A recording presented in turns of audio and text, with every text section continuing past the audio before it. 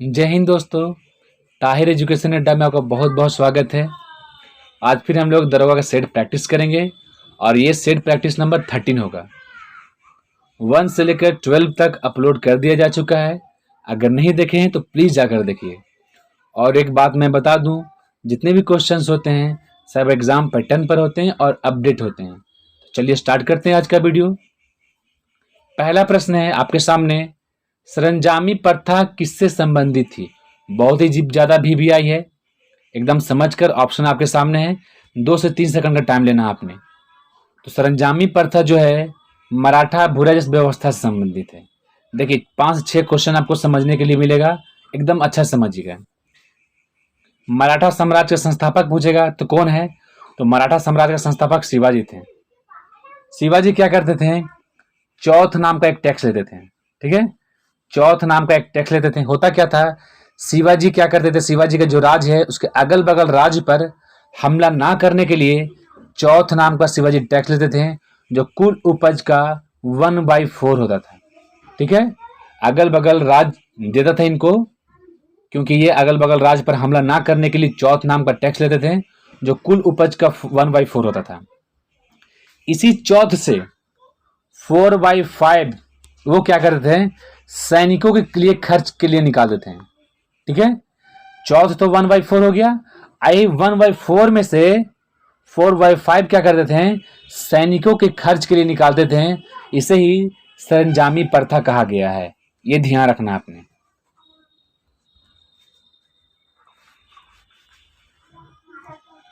दूसरा प्रश्न देखते हैं हम लोग।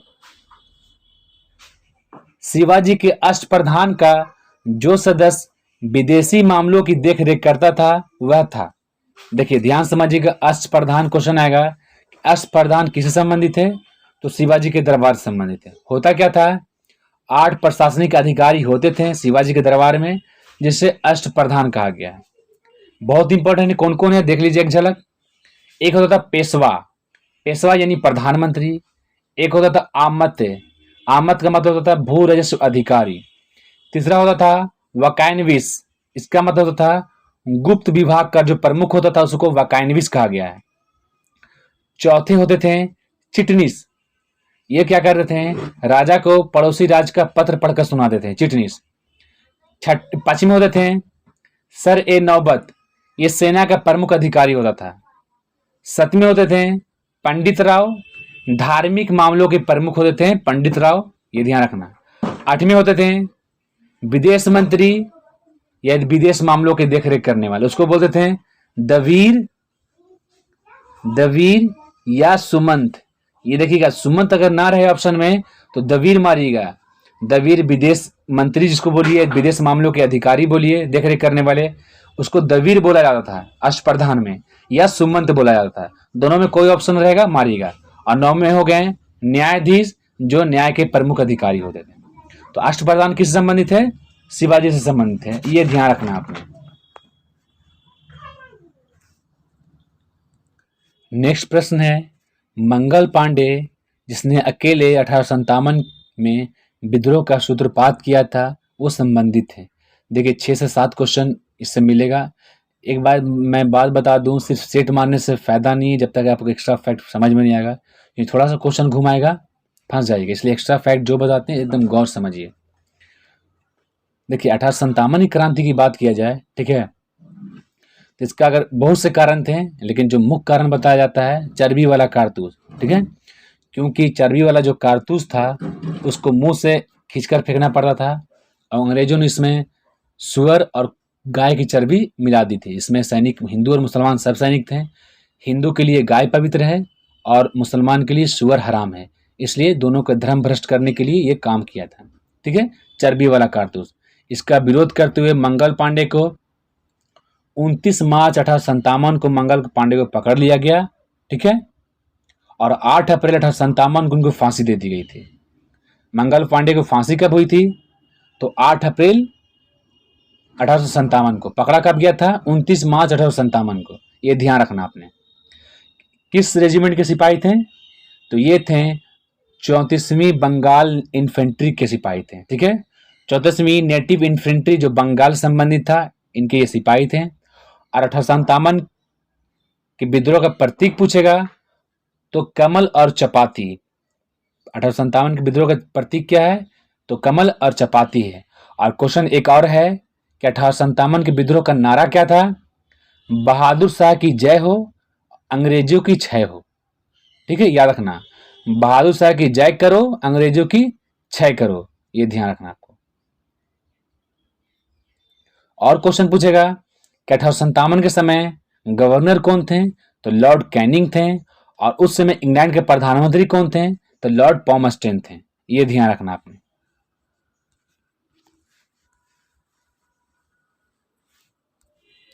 नेक्स्ट है, किसने असहयोग आंदोलन के दौरान विदेशी कपड़ों का जलाना एक निष्ठा बर्बादी बताया था? इस तरह से विदेशी कपड़ों को जलाकर हम सहयोग ना करेंगे, इस तरह से एक अवधारणा थी। तो किन्होंने बोला कि विदेशी कपड़े को जलाना एक निष्ठा बर्बादी है? तो ये थे रविन्द्रनाथ टैगोर। किसने बताया था? रविन्द्रनाथ टैगोर ने इसको विदेशी कपड़े को जलाना एक निष्ठा बर्बादी बताया था। ये ध्यान रखना है। अगर रविन्द्रनाथ टैगोर की बात किया जाए तो इनको 1913 में गीतांजलि के लिए नोबेल पुरस्कार मिला था। कब मिला था? 1913 में। किसके लिए? तो गीतांजलि पुस्तक के लिए। ठीक है। अगर असहयोग आंदोलन की बात किया जाए तो इसकी जो शुरुआत हुई है सितंबर 1920 में और उसकी समाप्ति जो हुई है फरवरी 1922 में। ये ध्यान रखना है।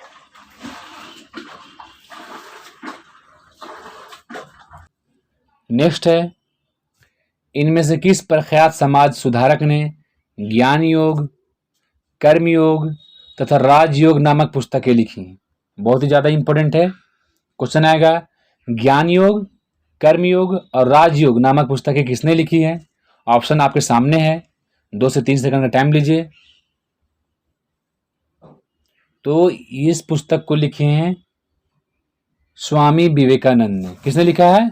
स्वामी विवेकानंद ने ज्ञान योग, कर्म योग और राजयोग नामक पुस्तकें लिखी हैं। ठीक है। स्वामी विवेकानंद के बारे में अगर बात किया जाए तो उनके बचपन का नाम था नरेंद्रनाथ। क्या नाम था?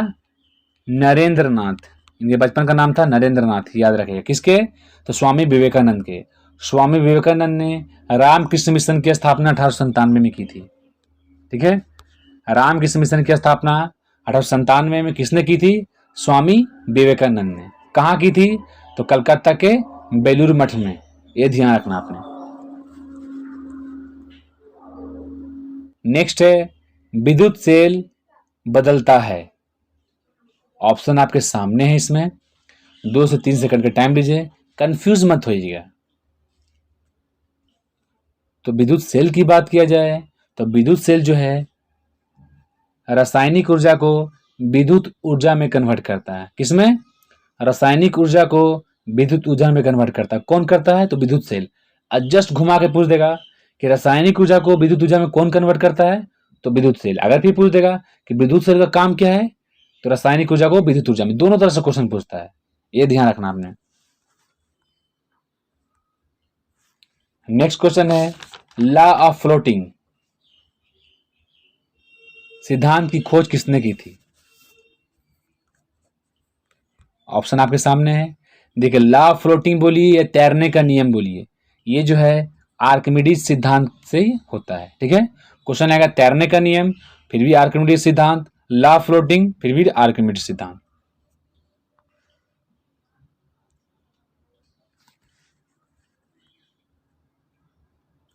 नेक्स्ट है, वह रिट जो भारत में उच्चतम न्यायालय यानी सुप्रीम कोर्ट, सर्वोच्च न्यायालय यानी हाई कोर्ट द्वारा किसी व्यक्ति या सार्वजनिक संस्था का आदेश देती है कि वह अपने कर्तव्य का पालन करे, वो क्या कहलाती है? ठीक है। देखिए, मौलिक अधिकार का अगर हनन होगा, अगर मौलिक अधिकार की बात किया जाए तो संविधान में टोटल 22 भाग हैं। तो 22 भाग के भाग 3 में मौलिक अधिकार है। अनुच्छेद के बारे में बात किया जाए तो अनुच्छेद 12 से 35। भाग के बारे में बात किया तो भाग 3। ये ध्यान रखना है। भाग कौन भाग? तो भाग 3। अनुच्छेद बोलेगा तो 12 से 35। अगर 12 से 35 में किसी भी अनुच्छेद का हनन होता है यानी मौलिक अधिकार का हनन होता है तो सुप्रीम कोर्ट और हाई कोर्ट दोनों रिट जारी करेगी। सुप्रीम कोर्ट की बात किया जाए तो अनुच्छेद 32 के तहत रिट जारी करती है। अगर हाई कोर्ट की बात किया जाए, अगर हाई कोर्ट के बारे में बात किया जाए तो ये अनुच्छेद 226 के तहत रिट जारी करेगी। कितने प्रकार की रिट जारी करेगी? तो ये जारी करेगी 5 प्रकार का रिट। ये ध्यान रखना आपको। पहला है बंदी प्रत्यक्षीकरण, दूसरा है परमादेश, तीसरा है प्रतिषेध, चौथा है उत्प्रेषण और पांचवा है अधिकार परीक्षा। ठीक है, ये ध्यान रखना आपको। क्वेश्चन फिर से बोल रहे हैं, सुप्रीम कोर्ट रिट जारी करेगा अनुच्छेद 32 के तहत और हाई कोर्ट रिट जारी करेगा अनुच्छेद 226 के तहत। ये एकदम कंफर्म रखिएगा, याद, कंफ्यूज मत होइएगा। तो इसका आंसर क्या होगा? इसका आंसर होगा परमादेश। परमादेश का मतलब है कोई भी सार्वजनिक अधिकारी या संस्था अपने कर्तव्य का अगर अच्छे ढंग से पालन नहीं करेगा तो सुप्रीम कोर्ट या हाई कोर्ट रिट जारी करेगा कि आप अपने कर्तव्य का सही ढंग से पालन कीजिए। इसको बोलते हैं लोग परमादेश, यानी मैंडमस। ये ध्यान रखना आपने।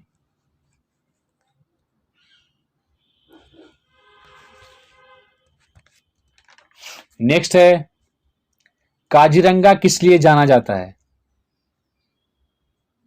ऑप्शन आपके सामने है, 2 से 3 सेकंड का टाइम लीजिए।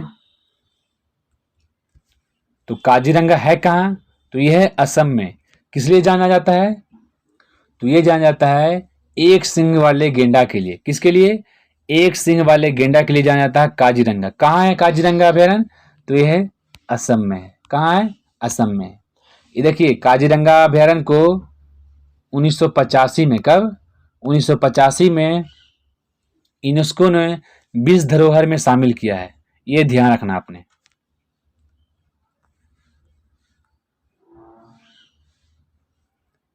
नेक्स्ट है नल सरोवर पक्षी अभयारण्य किस राज्य में है?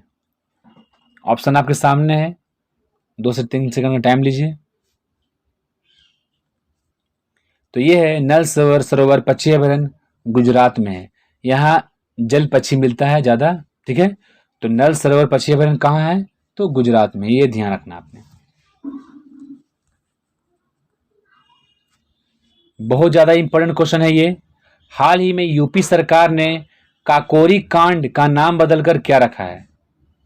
ऑप्शन आपके सामने है। तो यूपी सरकार ने हाल ही में काकोरी कांड का नाम जो बदला है उसका नाम है काकोरी ट्रेन एक्शन। किसने बदला है? तो यूपी सरकार ने। किसको बदला है? तो काकोरी कांड का अब नाम हो गया काकोरी ट्रेन एक्शन। ये ध्यान रखना आपको।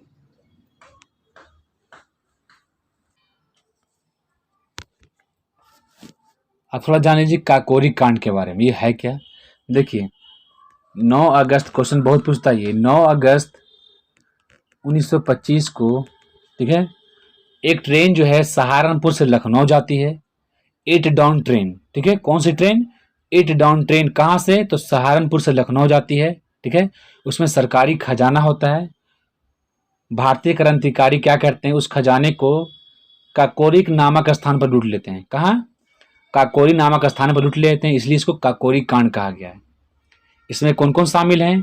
तो राम प्रसाद बिस्मिल, अशफाक उल्ला खान, राजेंद्र लहरी, रोशन सिंह, सचिन सन्याल, मनमन नाथ गुप्त। ये इंपॉर्टेंट है, क्वेश्चन पूछेगा। और ये सब जो शामिल थे 1925 में एक घटना हुई थी। इसमें से राम प्रसाद बिस्मिल को, अशफाक उल्ला खां को, राजेंद्र लहरी को और रोशन सिंह को, ये चारों को 1927 में फांसी दे दिया जाता है। ये ध्यान रखना है।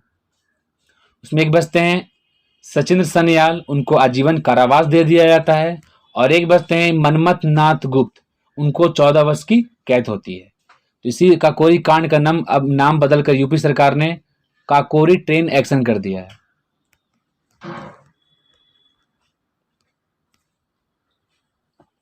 नेक्स्ट है हाल ही में प्रसिद्ध व्यक्ति अनुपम श्याम का निधन हो गया।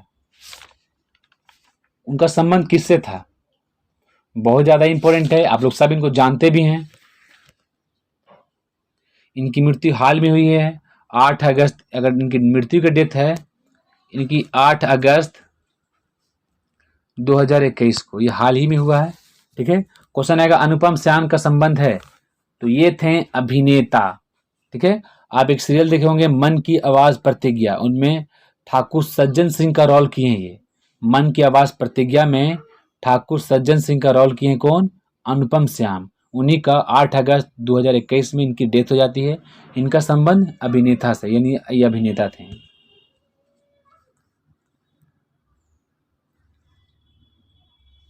नेक्स्ट है, हाल ही में गप्पू भैया नामक कार्टून कैरेक्टर किस मंत्रालय द्वारा लॉन्च किया गया? बहुत ही ज़्यादा VVI है, ये ध्यान रखना आपने। गप्पू भैया नामक कार्टून कैरेक्टर, बहुत सी एनिमेशन वीडियो भी है, अगर यूट्यूब पर सर्च कीजिए गप्पू भैया कार्टून तो आ जाएगा। किससे संबंधित है ये? देखिए इसका जो संबंध है, ऑप्शन आपके सामने है, इसका जो संबंध है वो है रेल मंत्रालय से। किसका है? रेल मंत्रालय से, याद रखेगा। देखिए रेल मंत्रालय ने व्यक्तियों की छोटी छोटी जो लापरवाही है, कभी वो खिड़की पर बैठे रहते हैं, कभी छत पर चढ़ जाते हैं, उसकी लापरवाही से बचने के लिए एक वीडियो जारी किया है, एनिमेशन वीडियो है गप्पू भैया नाम करके। ठीक है, आप देख सकते हैं यूट्यूब पर है। तो किसने स्टार्ट किया है? रेल मंत्रालय ने स्टार्ट किया है, ये ध्यान रखिएगा। और वर्तमान में रेल मंत्री कौन है? तो वर्तमान में रेल मंत्री हैं अश्वनी वैष्णव। कौन है? अश्वनी वैष्णव है रेल मंत्री वर्तमान में।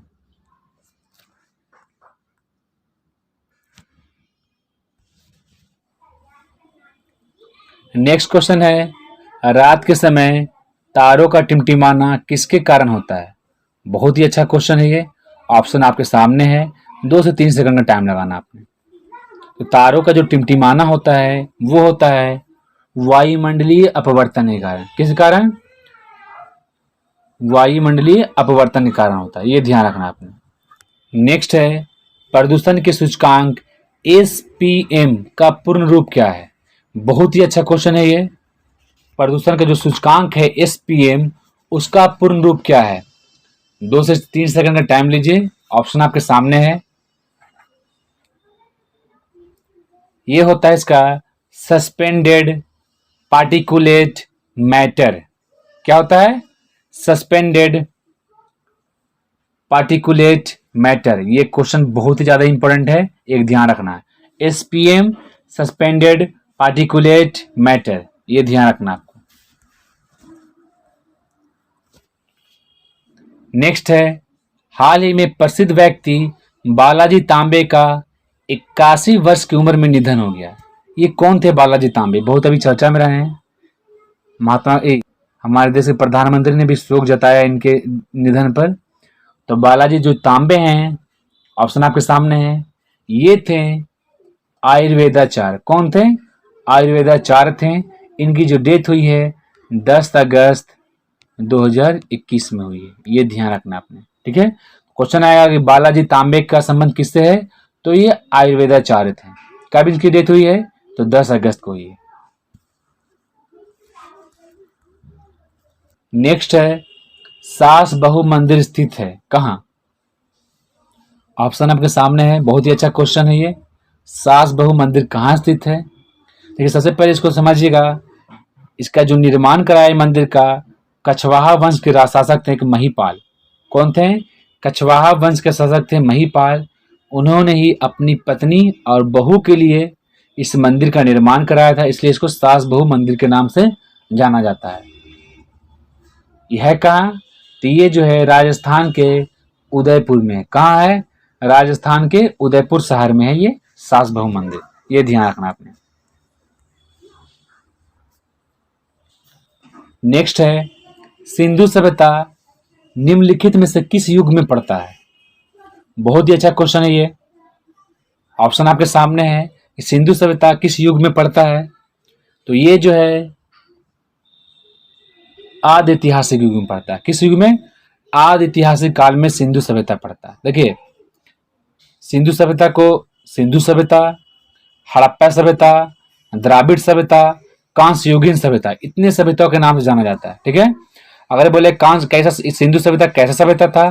तो कांस्य युगीन सभ्यता था। सिंधु सभ्यता को किस नाम से जानते हैं? तो हड़प्पा सभ्यता के नाम से भी जानते हैं, द्राविड़ सभ्यता के नाम से जानते हैं। ये सब याद रखना आपको। क्वेश्चन अगर पूछ देगा अगर कि सिंधु सभ्यता का आकार कैसा था, तो जो इसका आकार था वो था त्रिभुजाकार, त्रिभुजा काल, ये क्वेश्चन में कई बार पूछा है, ठीक है, याद रखिएगा। इसको आदि ऐतिहासिक काल में रखा गया सिंधु सभ्यता को। नेक्स्ट है, निम्न में से कौन सा कथन बलवंत के संबंध में असत्य यानी गलत है? ठीक है, ऑप्शन आपके सामने बहुत ही ज्यादा इंपॉर्टेंट है, ये ध्यान रखना है। देखिए, बलवंत जो है 1266 में दिल्ली की गद्दी पर बैठा था। कहाँ बैठा था? दिल्ली की गद्दी पर 1266 में बलवंत गद्दी पर बैठा था। वो क्या करता है? ऑप्शन पहला देख लेते हैं, चालीसा दल यानी चहलगानी। देखिए, इल्तुतमिश क्या करता है कि 40 सरदारों को गठन एक बनाता है, इसको चहलगानी या तुर्के चहलगानी या चालीसा दल कहा है। जैसे ही बलवान आता है ये समाप्त कर देता है इसको, ठीक है। तो ये क्या बोल रहा है? दमन किया, यानी सही है, एक तरह सही है। दूसरा है दीवाने अर्ज, बलवान क्या करता है? एक सैन्य विभाग बनाता है। कौन सा विभाग?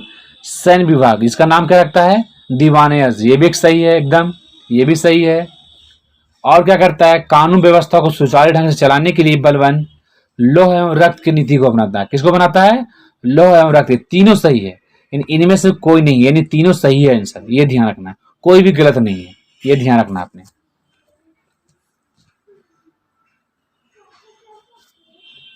नेक्स्ट है, भारत का वह पहला शासक कौन था जिसने मोहम्मद गौरी को पराजित किया? बहुत ही ज्यादा इंपॉर्टेंट है ये। देखिए, अगर मोहम्मद गौरी की बात किया जाए तो मोहम्मद गौरी जो है अफगानिस्तान के गौर का रहने वाला था। कहाँ का था? अफगानिस्तान के गौर का रहने वाला था, इसलिए इसको गौरी कहा जाने लगा। वंश पूछेगा कि मोहम्मद गौरी किस वंश का था, तो संसवनी वंश का था। किस वंश का? बहुत ही ज्यादा इंपॉर्टेंट है। किस वंश का था? तो संसवनी वंश का था। कहाँ का रहने वाला था? तो अफगानिस्तान के गौर नामक स्थान का रहने वाला, इसलिए इसको गौरी कहा गया। वंश पूछेगा तो संसवनी वंश का। अब आइए क्वेश्चन में, तो इसका क्या है कि भारत पर पहला आक्रमण कब किया मोहम्मद गौरी? गौर समझिएगा, भारत पर पहला आक्रमण मोहम्मद गौरी 1175 में करता है। कब करता है? 1175 में करता है। कहाँ करता है? तो मुल्तान। उस समय पाकिस्तान का ये भाग था, उस समय भारत पाकिस्तान एक था, ठीक है। तो 1175 में पहला आक्रमण कब किया? मुल्तान में किया, ठीक है। इसमें मोहम्मद गौरी की जीत हो जाती है। उसके बाद दूसरा आक्रमण करता है 1178 में। दूसरा आक्रमण करेगा 1178 में। कहाँ करता है? तो गुजरात एकदम वीवीआई पॉइंट है, समझिएगा। गुजरात के शासक भीम द्वितीय पर आक्रमण करता है और पहली बार पराजित होता है। भारत में पहली बार पराजित कहाँ होता है? तो गुजरात में होता है। कब होता है? 1178 में होता है। कौन? तो मोहम्मद गौरी। इसको किसने पराजित किया था? तो इसको भीम द्वितीय ने पराजित किया था। उस समय गुजरात का शासक कौन था? भीम द्वितीय था। कब युद्ध हुआ? 1178 में युद्ध हुआ। यह ध्यान रखना आपने। मोहम्मद गौरी की बात किया जाए तो मोहम्मद गौरी 1191 में तराइन का प्रथम युद्ध मोहम्मद गौरी और पृथ्वीराज चौहान के बीच, पृथ्वीराज चौहान की जीत होती है। दूसरा तराइन का युद्ध होता है 1192 में मोहम्मद गौरी और पृथ्वीराज चौहान के बीच, इसमें मोहम्मद गौरी की जीत होती है और पृथ्वीराज चौहान की हार होती है। उसके बाद एक और मोस्ट इंपोर्टेंट युद्ध है चंदावर का युद्ध 1194 में मोहम्मद गौरी और जयचंद के बीच, जयचंद की हार होती है और मोहम्मद गौरी की जीत होती है।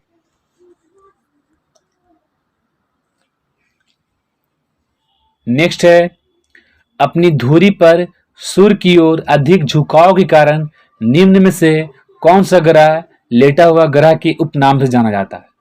एकदम वीवीआई क्वेश्चन है ये। लेटा हुआ ग्रह किसे कहा गया, यानी किसका उपनाम है? ऑप्शन आपके सामने है। तो ये है लेटा हुआ ग्रह अरुण।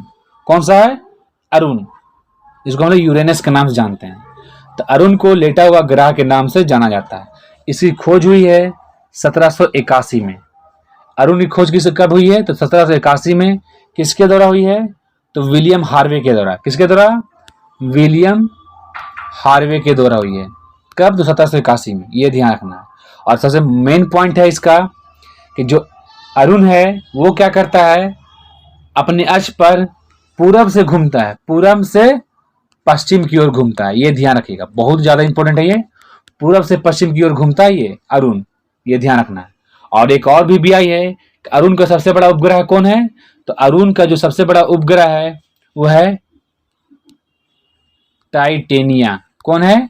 टाइटेनिया। ये ध्यान रखिएगा, अरुण का सबसे बड़ा उपग्रह है टाइटेनिया। लेटा वगैरह किसे, अरुण को। कब खोज की गई है, तो 1781 में। किसके द्वारा, तो विलियम हार्वे के द्वारा।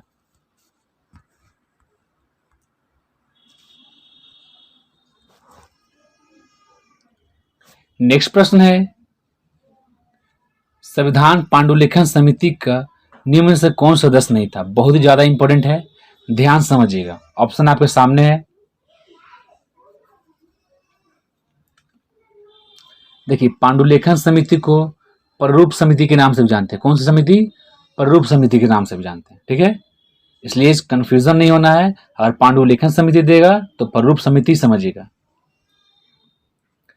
तो ये इसमें टोटल सदस्यों की संख्या कितनी थी, टोटल सदस्यों की संख्या इसमें 7 थी। कौन कौन थी ये ध्यान समझिएगा, बहुत इंपॉर्टेंट है। पहले थे भीमराव अम्बेडकर, जिसके अध्यक्ष थे, अलादी कृष्णा अय्यर, गोपाल स्वामी अयंगर, के एम मुंशी, सैयद मोहम्मद सैदुल्ला। हो गया 5। अब बचे 2। तो एक थे डीपी खेतान, इनकी मृत्यु हो जाती है डीपी खेतान की, तो इनके जगह पर आते हैं टीटी कृष्णामाचारी। कौन आते हैं, टीटी कृष्णामाचारी। किसके जगह पर, तो डीपी खेतान की मृत्यु के बाद आते हैं टीटी कृष्णामाचारी। ये याद रखिएगा। 6, एक बचा 7। 7 में थे बी एल मित्र। कौन थे, बी एल मित्र। इनकी तबीयत खराब हो जाती है, ये पूरी संविधान सभा से इस्तीफा दे देते हैं। तो इनकी जगह पर आते हैं एन माधव राय। ये ध्यान रखना आपको। ठीक है, तो पांडुलेखन समिति को ही प्ररूप समिति कहा गया है। ये कब आया था, तो 29 अगस्त 1947 को बना था। ये ध्यान रखें। इसकी अध्यक्षता कौन किए थे, तो भीमराव अंबेडकर किए थे।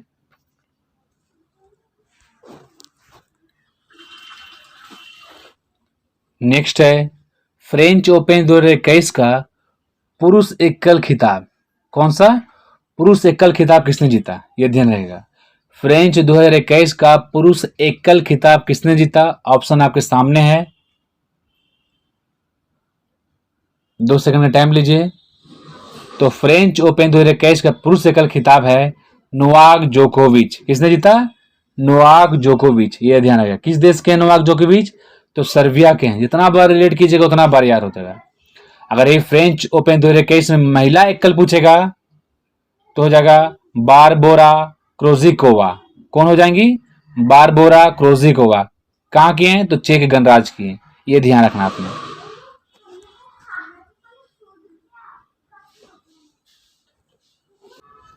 नेक्स्ट क्वेश्चन है, ISRO, इसरो का पूरा नाम क्या है। बहुत ही ज्यादा इंपॉर्टेंट है इसरो। ऑप्शन आपके सामने है।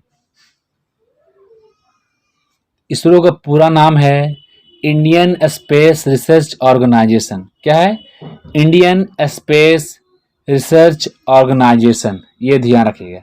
इसकी स्थापना की बात किया जाए तो इसकी स्थापना जो हुई है 15 अगस्त 1969 में। ठीक है, 15 अगस्त 1969 में इसकी स्थापना हुई है। इसका मुख्यालय कहाँ है, तो इस मुख्यालय जो है बंगलुरु में। याद रखिएगा। संस्थापक कौन थे इसरो के, तो विक्रम अम्बालाल साराभाई। इसे विक्रम साराभाई के नाम से जानते हैं। इनका पूरा नाम है विक्रम अम्बालाल साराभाई। वर्तमान इसरो के अध्यक्ष कौन है, तो वर्तमान में इसरो के जो अध्यक्ष है उनका नाम है के सिवान। ये ध्यान रखना आपने।